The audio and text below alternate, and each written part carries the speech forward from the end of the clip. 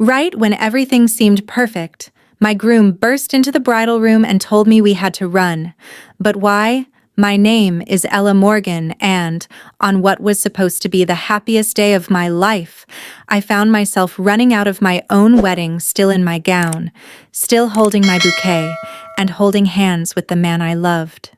As he whispered, "We have to go. Now."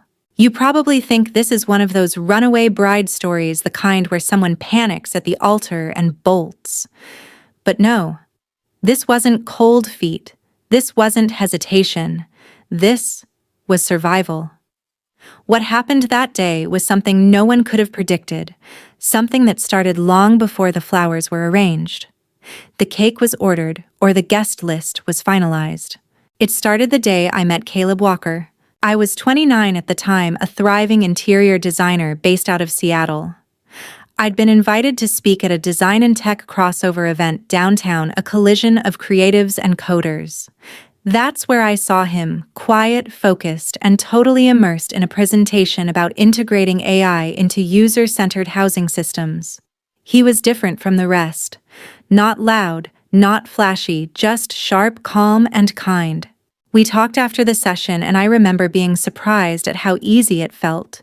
You know those moments when the conversation doesn't feel like effort, like you've already skipped the awkward beginning stages?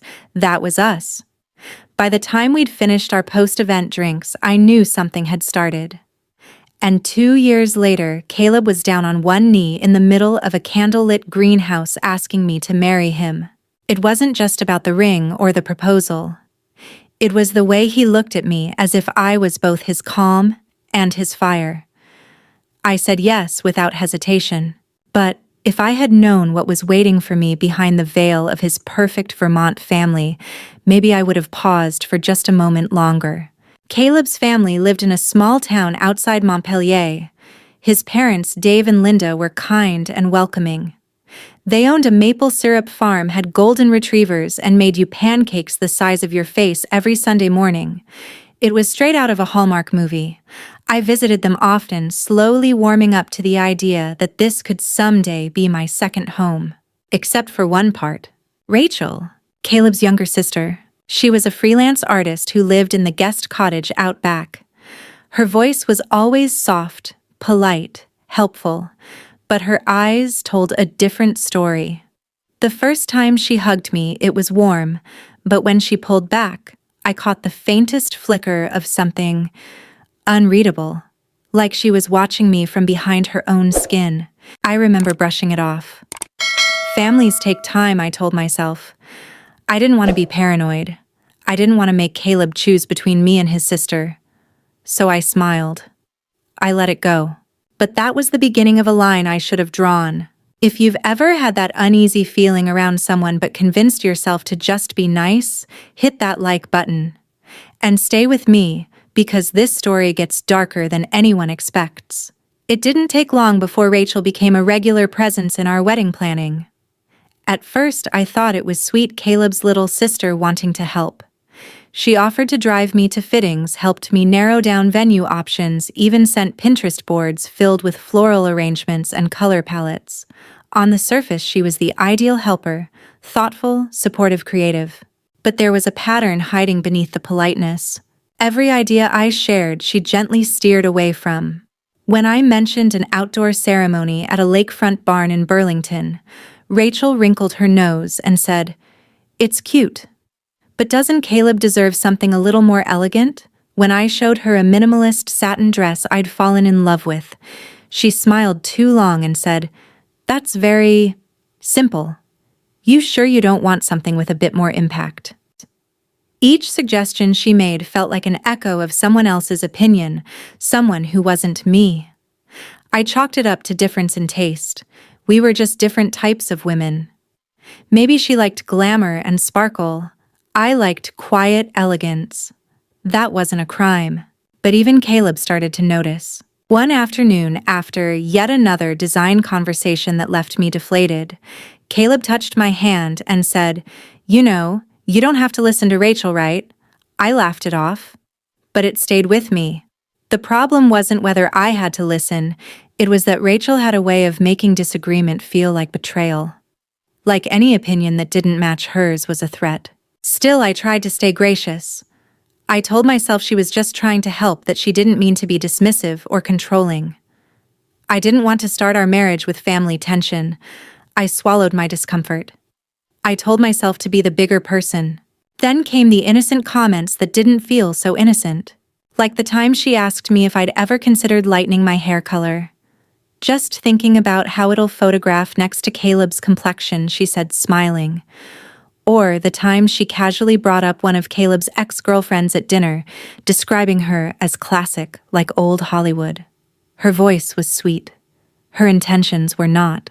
And when I tried to talk to Caleb about it, he looked genuinely confused. "That's just Rachel," he said. "She's always been opinionated." "But it's not just opinions," I said. "She's undermining me, quietly, constantly." He hesitated, then nodded. "I'll talk to her." He did. But nothing changed. Rachel simply became more careful, her jabs softer, her smiles wider. She was playing a game I wasn't trained for. Looking back now, I wish I had trusted that small voice inside me, the one whispering that something was deeply wrong. But at the time, I still believed that being loved by Caleb meant I could be loved by his family too. I couldn't have been more wrong. Have you ever tried to win over someone who just wouldn't accept you no matter what you did? If you have, tell me in the comments. I'd love to know I'm not the only one. There was a particular moment when I realized Rachel wasn't just a difficult sister-in-law. She was something else. Something darker. It was during a weekend in late October, just over a month before the wedding. Caleb and I had driven out to his family's place for what was supposed to be a cozy pre-holiday planning session with everyone. Linda, his mom, had pulled out apple cider homemade scones and a whole binder filled with vintage wedding ideas. Dave, his dad, was already joking about wearing suspenders to walk me down the aisle since my own father had passed when I was a teen. The warmth in that house was tangible. But then Rachel walked in. She wasn't late. She wasn't rude. In fact, she was smiling, carrying a photo album in her arms like it was some treasured relic. "I thought we could look through some of Caleb's childhood moments for inspiration," she said. It was a simple idea, sweet even. Until it wasn't. She sat beside me on the couch and started turning pages. Caleb at age 7 with missing teeth. Caleb at 12, in a science fair. Caleb at 17, at prom arm in arm with a stunning blonde in a glittering red dress. Rachel tapped that photo with her fingertip and said, "That was Jessica." The whole town thought they'd get married. I glanced at Caleb, who was rubbing his temple. "She moved to LA, right?" he said, voice flat. Rachel shrugged. "She still sends Mom Christmas cards." "Wild, huh?" It felt deliberate, like a thread being pulled slowly from the hem of my confidence. Later that night, as I got ready for bed in the guest room, there was a knock at the door. It was Rachel again, holding a tiny silver envelope. "For you," she said, offering it with a serene smile. Inside was a handwritten note in fine cursive. No name, no greeting. "Are you sure you really know what you're marrying into?" I froze. "Where did this come from?" I asked. "I found it outside your door," she said casually, then turned and walked away without waiting for a reply. I didn't sleep much that night. Caleb, to his credit, took it seriously. He even considered calling off the weekend early. "She's trying to manipulate you," he said. "I'll confront her tomorrow." But I stopped him. "Let's just finish the weekend and go home. I don't want to turn this into a war."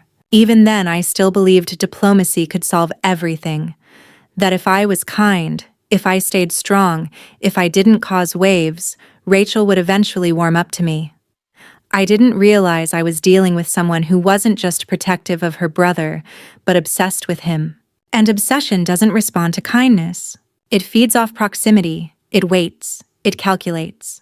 And I had just walked into its territory thinking I could negotiate. Have you ever ignored a red flag because it came wrapped in family? Let me know in the comments. Your stories might help someone else spot what they're missing. The final straw. The moment I stopped pretending everything was okay came during the dress fitting. Rachel had insisted on coming. "Just us girls," she said. Besides, I know Caleb's taste better than anyone. That last part echoed in my head like a warning bell, but I still agreed. I wanted to be gracious to make room to believe we could bridge whatever invisible wall stood between us. The boutique was a small, sunlit space in downtown Seattle filled with soft fabrics and gentle jazz humming in the background. The kind of place where dreams were supposed to come true. I had my eye on one dress since the start. Ivory silk long sleeves, a modest neckline with delicate beading around the wrists and collar. It wasn't flashy. It didn't demand attention, but it felt like me. Elegant, quietly powerful. The second I stepped out of the dressing room, Rachel's smile froze. "Oh," she said, tilting her head, "that's simple." I looked in the mirror. It was perfect. I looked like myself, like a version of me that felt strong and peaceful. "Do you think Caleb would like it?" I asked already, knowing the answer in my bones. Rachel sat straighter. "Well, I mean, all of his exes wore really bold things. Glamorous gowns, red lips, backless dresses.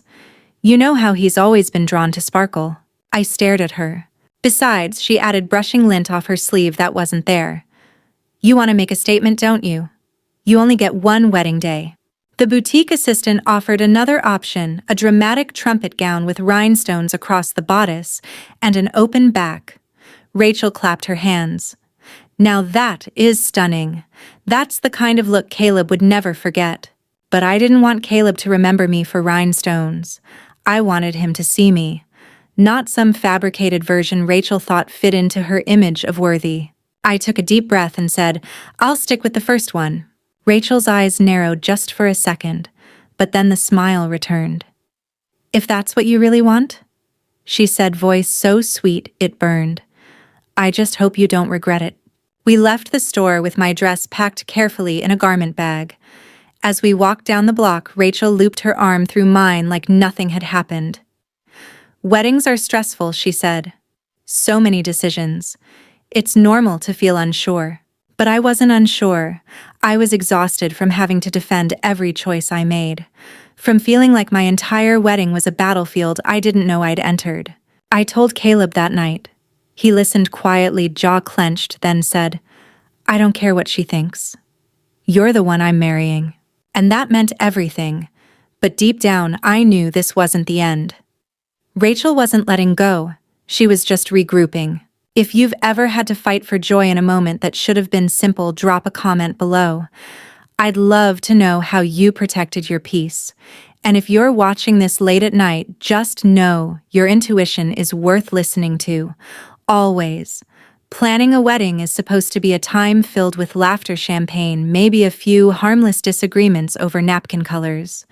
But in our case, it felt like every decision became a quiet war, and Rachel was always just one step behind, waiting to question or override whatever choice we made. It wasn't overt. That was what made it so hard to call out. She never yelled, never outright refused. Instead, she asked just enough questions to plant doubt. About the cake, the invitations, the flowers, even the music. We met with a florist in Capitol Hill who had this beautiful idea for wildflower arrangements, loose, romantic, vibrant. I was in love with the concept, but the second we left the studio, Rachel said, "You know, it's kind of messy. Caleb always liked structure. Shouldn't the flowers reflect that?" I tried to brush it off. Then came the cake tasting. Caleb and I had both chosen a classic vanilla bean cake with lemon curd and buttercream. It was light, refreshing, unexpected. The bakery was a charming little spot tucked into an alley known for its hand-piped sugar flowers and not-too-sweet frostings. We were mid-bite, both nodding with delight, when Rachel, who we didn't even invite to this particular appointment, showed up. Somehow she always knew where we were. "Vanilla," she said with a smile that didn't quite touch her eyes. "It's safe. Memorable, though I'm not so sure." She suggested a rich triple chocolate with espresso ganache, much more luxurious. "People will talk about it." "We're not doing this for the guests," Caleb said firmly. "We're doing it for us." She blinked. "Of course. I'm just offering thoughts. Don't mind me." But we did mind. Or at least I did. Because at some point I stopped feeling like a bride and started feeling like a defendant. I was constantly justifying my choices to someone who didn't even have the right to challenge them. That night, I stayed up late alone, scrolling through the planning spreadsheet I'd built, and saw Rachel's name in too many columns. She'd inserted herself into the process subtly, but completely. And I had allowed it. Why? Because I wanted to be accepted. I thought if I included her enough, if I made her feel seen, she'd stop fighting me. I didn't understand yet that this wasn't about being included. It was about control. She didn't just want to be part of Caleb's wedding. She wanted to own it, to shape it in her image, and maybe in some twisted way she wanted to erase me from it. Have you ever let someone cross too many boundaries because you didn't want to be difficult? If you're thinking of that person right now, this is your sign. It's okay to set the line. You're allowed. Hoi ChatGPT. 2 weeks before the wedding, I was running on fumes. The cake, the flowers, the dress, every detail had been debated, defended, or dissected.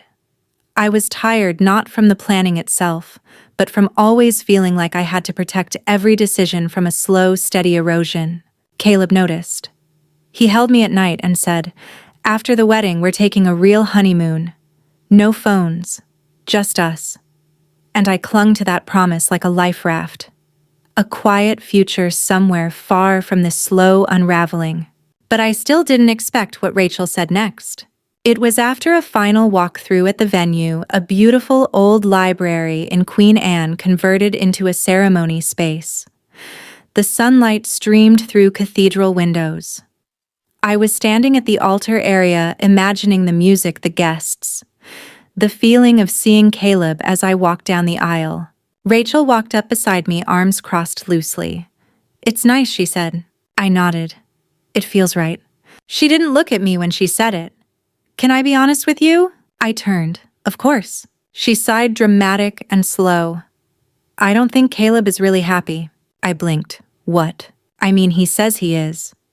But I know him. I've known him longer than anyone. I think he's trying so hard not to hurt you that he's just going along with all this." My chest tightened. "You're wrong." "I hope I am," she said, voice soft like velvet over a blade. "But sometimes the kindest thing you can do for someone is let them go, even if it breaks your heart." There was a long silence between us. In that moment, I wasn't angry. I was numb. Rachel patted my arm like she was offering comfort, and then walked away down the aisle like it belonged to her. That night, I told Caleb everything. The note, the dress fitting, the cake, the conversation at the altar. He didn't hesitate. "This ends now." I expected him to be angry. I expected him to yell. But Caleb was quiet, deadly quiet. He just looked off into the distance, jaw tight, fists clenched. "She's not well," he said finally. "I think I've known that for a long time. I just didn't want to admit it." I didn't sleep that night. Not because I doubted him, but because I didn't know what came next. Where do you go when someone's love turns into obsession? What do you do when the enemy isn't a stranger, but someone inside the circle? What if she wasn't done? If you've ever had to face someone close to you twisting love into control, drop a comment. It helps others to know they're not alone. The morning before the wedding, I woke up to a quiet snowfall. It was early, barely 6 a.m., but I couldn't sleep. I stood by the window in my childhood bedroom watching the flakes coat the street outside, trying to quiet the thrum of dread beneath my skin. Caleb and I had agreed to keep everything simple that day. The rehearsal had gone fine. Everyone smiled. Even Rachel. Especially Rachel. She had been different that night. Warmer. Softer. She offered to help set up the reception hall, checked in on the musicians, even brought coffee to my mom and bridesmaids. For a second, I let myself believe it. Maybe she had turned a corner. Maybe this was her way of making peace. But deep down, I knew better. Rachel didn't yield, she strategized. Later that morning, I was getting my makeup done in the bridal suite of the venue, a renovated hotel in the heart of downtown Seattle. My mom was fussing over the hem of my dress, and my best friend Cassie was arranging the jewelry. It was a beautiful chaos, and for a brief moment I felt like a bride again, not a soldier. Then Rachel knocked. She peeked in holding a small velvet box. "Hey," she said sweetly. "I brought something for Ella." The room quieted. She handed me the box. Inside was a vintage brooch gold with a sapphire at its center. "It was my grandmother's," she said. "Caleb and I used to play with her costume jewelry when we were kids. I thought you could pin it on your bouquet. Something old, something blue." It was beautiful, but I didn't trust it. Still, everyone in the room smiled. My mom called it thoughtful. Cassie said, "See, she's coming around." But something in me locked up. I smiled, said thank you, and tucked it away in a drawer. It wasn't until later, just 30 minutes before the ceremony, when the fairy tale cracked. I was alone in the dressing room, bouquet in hand, heart pounding in rhythm with the music echoing faintly from the chapel below. The snow had stopped. Everything felt still. And that's when Caleb burst through the door. His face was pale, his breathing ragged. "Ella," he said, gripping my hands, "we have to go. Now." "What, Caleb? The ceremony's starting in." "No." His eyes were wild. "The cake. Rachel." I saw her in the kitchen. She was sprinkling something, some kind of powder, onto the cake. My heart stopped. She saw me, tried to hide it. But I know what I saw. I stared at him. "Are you sure?" He nodded. "We need to leave. Before anyone eats it. Before she realizes I know." If you've ever had a moment where the world you built in your head came crashing down in a single heartbeat, tell me in the comments. Some stories deserve to be heard. At that moment, everything inside me froze. The dress, the guests, the vows I'd carefully written, all of it faded into a blur as Caleb gripped my hands tighter. I stared into his eyes and realized he wasn't panicking. He was dead serious. He wasn't asking me to run because he was scared of commitment.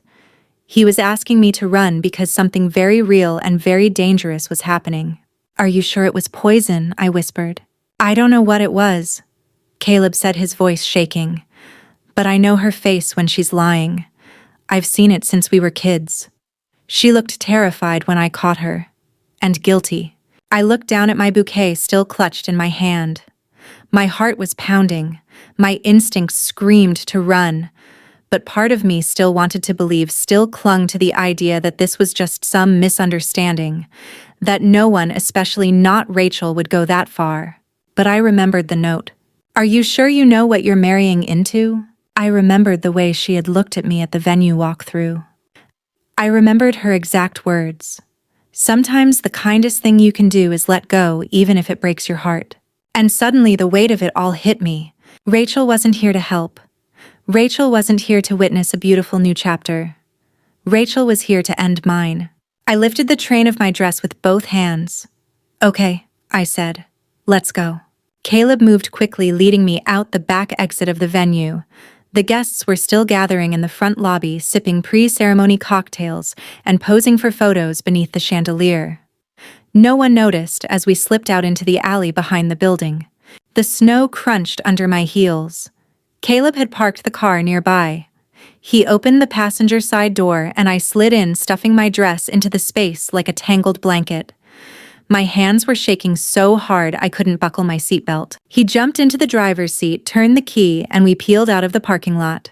Only then did I let out the breath I'd been holding. "Where are we going?" I asked. "The police station," he said without looking at me. "Downtown." We drove in silence for a few minutes, the sound of the heater whirring, the snow melting on the windshield in steady beats. Finally, I found my voice. "Tell me everything." Caleb gripped the steering wheel tighter. I went to the kitchen to double-check the cake setup. Just something felt off. And there she was, leaning over the cake, pouring something from a tiny bag. It was white. Fine. She panicked when she saw me and shoved it in her pocket. I didn't say anything. I just walked away and came straight to you. "Could it have been sugar?" I asked, pleading for any explanation that didn't involve poison. He shook his head. "No. Not the way she looked. Not the way she hid it." We reached the station in under 10 minutes. Caleb parked directly in front and jumped out to help me. People passing by slowed down to stare at a groom in a tuxedo, a bride in a full wedding gown sprinting into a police station like it was the final scene in a movie. But this wasn't fiction. This was our life now, and it was only just beginning to unravel. The fluorescent lights in the police station felt jarring after the soft, glowing ambiance of our wedding venue. The tiled floor was cold beneath my heels. I clutched the folds of my dress in one hand and Caleb's trembling fingers in the other as we approached the front desk. "We need to speak to someone immediately," Caleb said, voice low but urgent. "There's been an attempted poisoning at our wedding." The officer's expression shifted from confusion to concern in an instant. Within minutes, we were seated in an interrogation room, Caleb still in his tux, me still in my gown, the train pooled around my chair like the remnants of a fairy tale unraveling in real time. A detective named Dodson entered mid-40s, sharp eyes, no smile. He listened as Caleb recounted everything, finding Rachel in the kitchen, seeing her sprinkle the powder, the panic in her eyes, the rushed escape. I stayed quiet at first, trying to process what was happening. "What did the substance look like?" the detective asked. "Fine white, like powdered sugar, but something about the way she moved, the way she hid it wasn't right," Caleb said. Dodson nodded and stepped out of the room to dispatch a forensics team to the venue. We were told to wait. The minutes dragged. I sat there still in shock, watching my reflection in the one-way glass. A bride in a perfect dress, makeup still pristine except for the storm in her eyes. Then the call came. Detective Dodson returned, his expression unreadable. The lab detected cyanide compounds in the cake. Concentration was high enough to cause immediate harm if ingested. Potentially fatal. The room spun. I couldn't speak. My mouth went dry. My limbs felt detached from my body. I could have died. Caleb reached for me, immediately wrapping his arms around me. "You're safe," he whispered. "I got to you in time." I wanted to cry, but the tears wouldn't come. Dodson continued. "We sent officers to your venue and to the residence of Rachel Walker. A matching compound was found in her apartment, same chemical markers. We're detaining her now." That's when I realized this wasn't over. Because Rachel hadn't just tried to ruin a wedding. She had tried to end me. And if Caleb hadn't walked into that kitchen when he did, I wouldn't be sitting here. They brought her in 2 hours later, handcuffed, disheveled, her hair falling out of its carefully crafted braid. Her once composed demeanor had cracked. But what shocked me most wasn't the restraints or the silence. It was her eyes. Calm, cold, not remorseful. She stared through the glass at me like I was the intruder. Like I was the one who had done something wrong by surviving. Caleb noticed it too. "She's not just jealous," he said. "She's delusional. If you're watching this right now, maybe late at night, maybe with a strange feeling in your gut, listen to it. That quiet instinct, that whisper of unease. It might just save your life. Leave a comment if you've ever ignored a warning sign. And wish you hadn't." I didn't ask to confront her. I wasn't sure I wanted to. But as I sat in that cold, quiet room with Detective Dodson explaining what Rachel had done, what could have happened, I realized I needed something more than justice. I needed truth. I needed to hear it from her lips. Why? Why would someone who shared Caleb's blood want to destroy me? With a lawyer and 2 officers present, they led me into the interview room. It was narrow, clinical, with thick glass separating us. Rachel was already seated on the other side, her wrists still cuffed, her fingers calmly folded in her lap. She looked up and smiled when she saw me. "Olivia," she said, no venom, no sarcasm, just my name. "I didn't think you'd come." "It's Ella," I corrected flatly. She tilted her head. "Right. Sorry." I stared at her. "Why?" She didn't flinch. "You know why." "No," I said, my voice sharp. "I don't. Help me understand. Because right now, all I see is someone who tried to poison me on my wedding day." Rachel let out a small breath, almost like a sigh. "I didn't try to kill you." I leaned forward. "Then what would you call it?" She looked away. "I just needed you gone. Out of his life." There it was. The honesty I'd been chasing. and it made my skin crawl. "You could have walked away," I said. "You could have let your brother be happy." She looked back at me, her eyes suddenly glinting with something darker. "You don't understand, Ella. Caleb was happy. With me. Not in the way you think," she added quickly, though her voice was shaking, but in a way that mattered. "You're his sister," I said quietly. Rachel's smile faded. "He used to tell me everything. We'd build Lego castles under the dining room table when we were kids. He trusted me. We used to sit up late and watch storms together. He told me his dreams. He never had to explain himself. Not like with you." I felt sick. "That's not love, Rachel. That's nostalgia. You wanted to keep him frozen in time." "I loved him," she said. "I still do." "No," I said, standing up slowly. "You tried to erase me. That's not love. That's obsession. And it's not romantic. It's dangerous." Her hands tightened into fists. "You think you know him. You've only been around a few years. I've lived with him. I've seen him cry, fail, laugh when no one else was around. You'll never have that."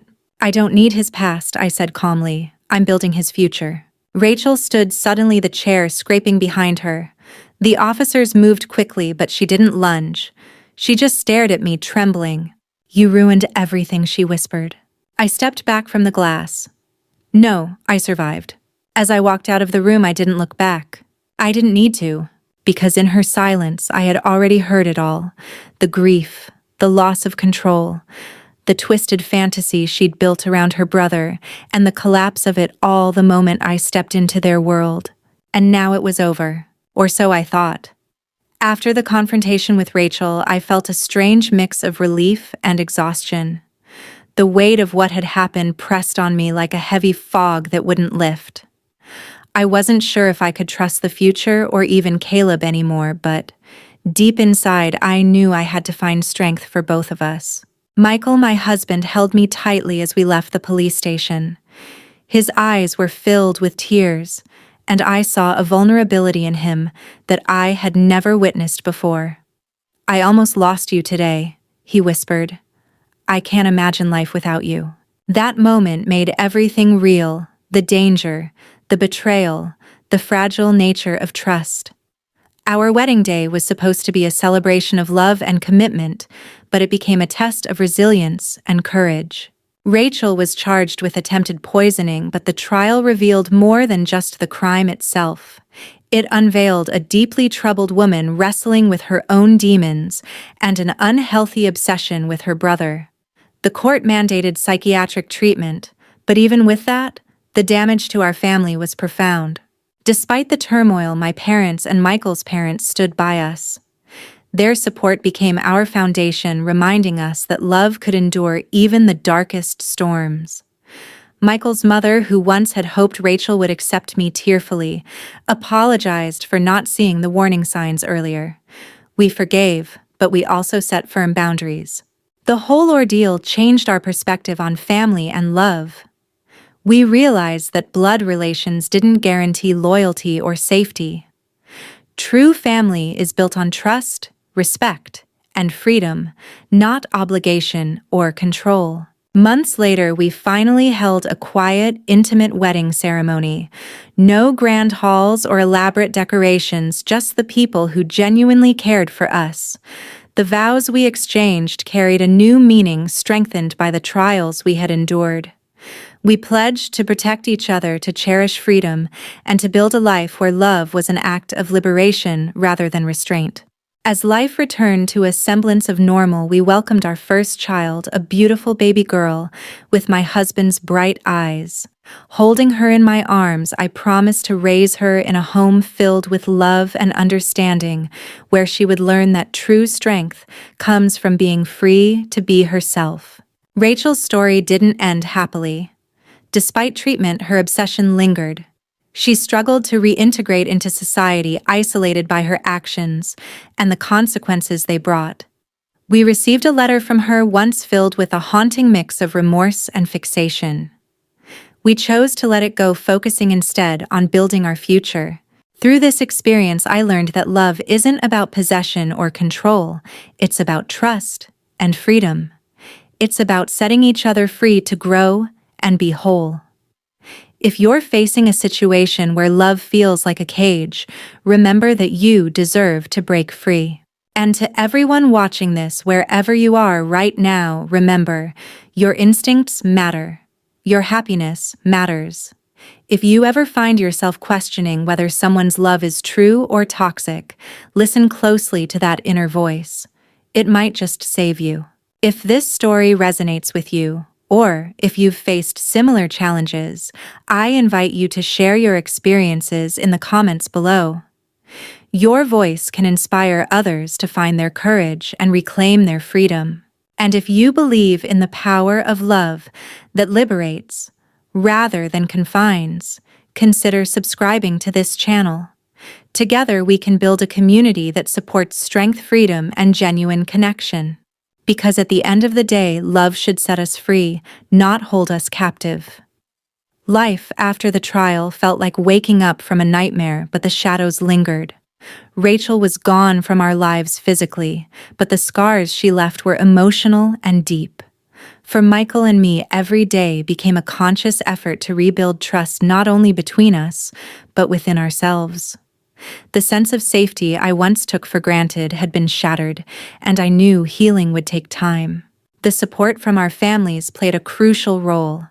Michael's parents, Dave and Linda, were overwhelmed with guilt and sorrow. They apologized repeatedly for not seeing Rachel's obsession earlier, for not protecting us better. My parents, meanwhile, offered unconditional love and reassurance that I was never alone in this. It reminded me that family isn't just about blood. Sometimes it's about who stands with you when you're most vulnerable. We moved into a new home a few months after the ordeal, seeking a fresh start away from the memories of Vermont. It was a small, cozy place in Seattle's Ballard neighborhood filled with light and the promise of new beginnings. We painted the walls soft gray and hung photos of happier times on the shelves. Slowly, the house became a home again. The wedding we had postponed finally happened, but this time it was intimate. Only our closest friends and family were invited, those who truly supported us without reservation or judgment. We exchanged vows in a sunlit garden surrounded by blooming hydrangeas and the gentle hum of summer bees. The day wasn't about grandeur, but about love that had survived storms and emerged stronger. As I looked into Michael's eyes during our ceremony, I felt an overwhelming sense of gratitude. We had been tested, betrayed, and nearly torn apart, but our bond endured. Our love was no longer naive or untested, it was battle-hardened and genuine. Raising our daughter has been a blessing and a daily reminder of what truly matters. I want her to grow up understanding that love is freedom, freedom to be herself, freedom to make mistakes, and freedom to walk away from anything that diminishes her light. Michael and I promise to model that kind of love every day. Though Rachel remains a part of our past, we choose not to let her define our future. We keep the letters she sent after the trial locked away, reminders of pain overcome rather than wounds reopened. Instead, we focus on laughter, family dinners, and bedtime stories filled with hope. I've learned that sometimes the most courageous act of love is protecting yourself from those who claim to love you but seek to control or harm. Setting boundaries is not betrayal, it's survival. And survival is the first step toward healing. For anyone watching who feels trapped by toxic love or family dynamics, know that you have the power to choose your own path. You deserve peace, happiness, and respect. If this story has touched you, or if you're on a similar journey, please share your thoughts below. Your voice could be the light someone else needs. And if you want to hear more stories about overcoming adversity and reclaiming your freedom, don't forget to subscribe. Together we can create a community where strength and love go hand in hand. Because true love is not about possession, it's about liberation. The months following our second wedding were filled with a new kind of peace, one that had been hard-won but deeply cherished. Michael and I settled into our life in Seattle, where every morning brought the quiet promise of normalcy. But even as we built our days around work laughter and our growing family, I never forgot the lessons carved into my heart by the ordeal with Rachel. One evening, as we tucked our daughter into bed, Michael and I sat together on the living room couch, reflecting on everything that had happened. I realized how much this experience had changed me, not just as a wife or a mother, but as a person who had faced darkness and emerged stronger. I used to think love was enough, I said quietly, but now I know it's more than just feelings. It's about freedom, trust, respect. Michael nodded. I never realized how easy it is to take those things for granted until they're threatened. What Rachel did, what she tried to do, it showed me how precious and fragile true love really is.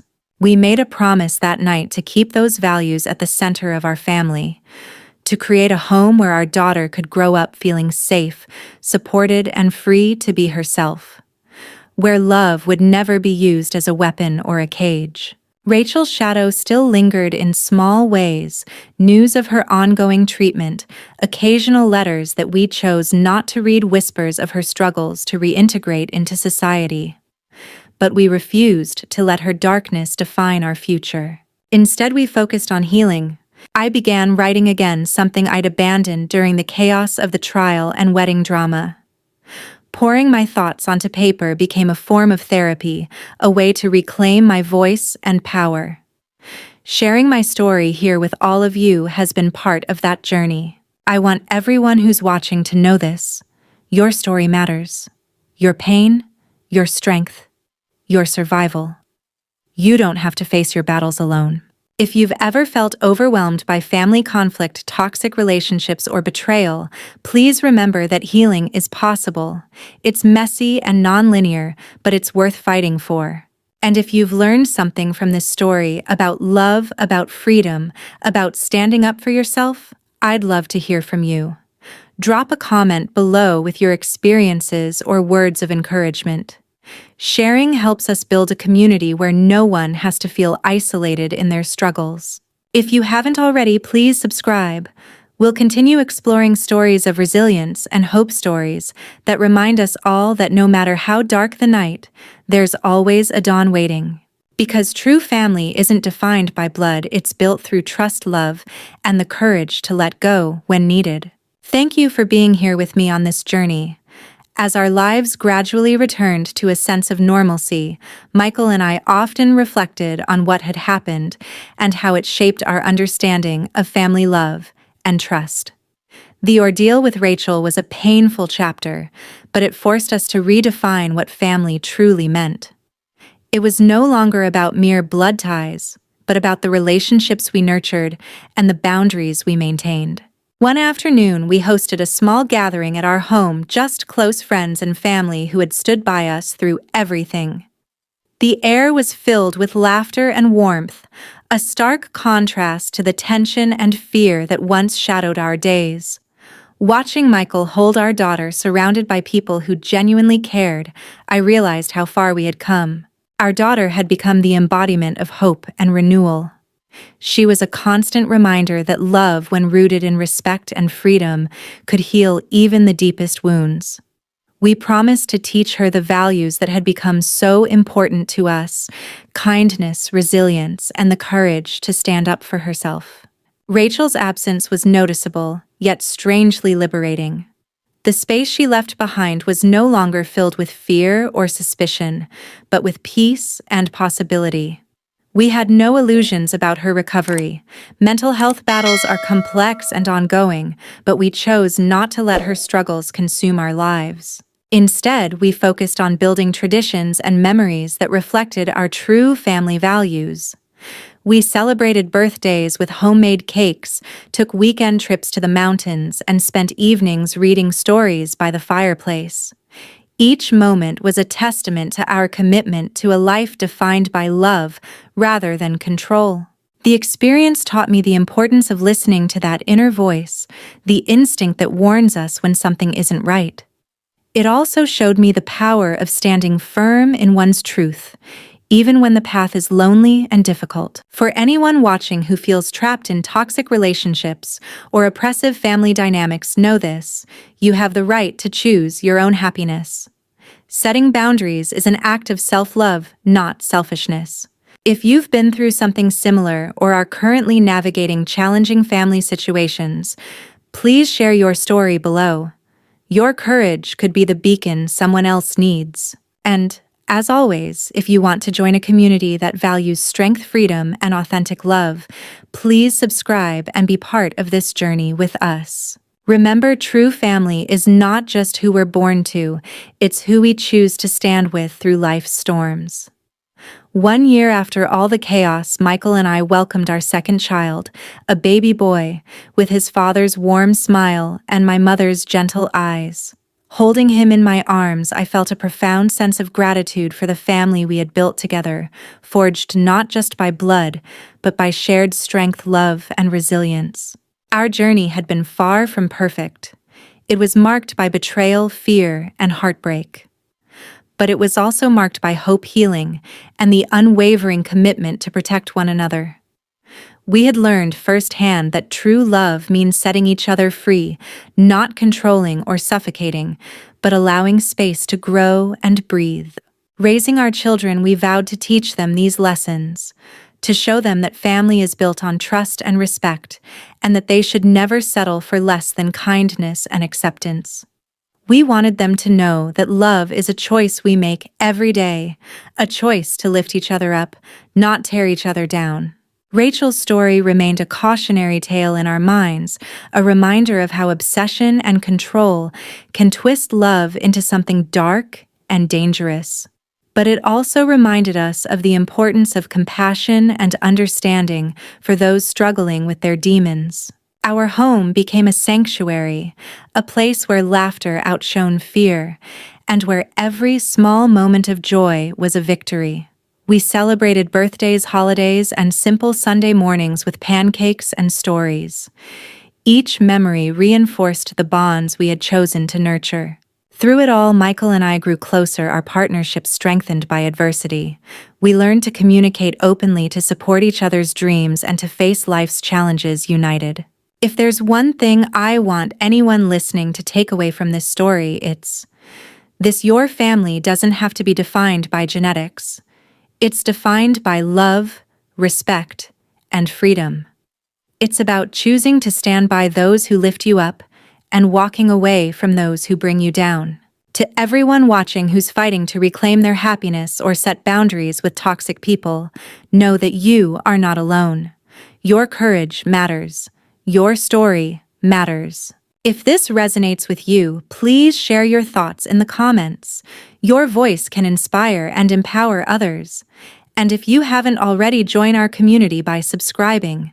Together we can create a space where love means freedom and strength. Remember, the truest family is one built on trust, compassion, and the courage to love freely. As I sit here reflecting on our journey, I'm filled with a deep sense of peace and hope. The path that Michael and I walked wasn't easy. We faced betrayal from someone who should have been family, a threat that nearly shattered everything we believed in. But through the darkness, we found light in each other and in the love that refused to be broken. Our story is a testament to the resilience of the human spirit and the power of true love. It's a reminder that family isn't just about shared blood, it's about trust, respect, and the freedom to be ourselves.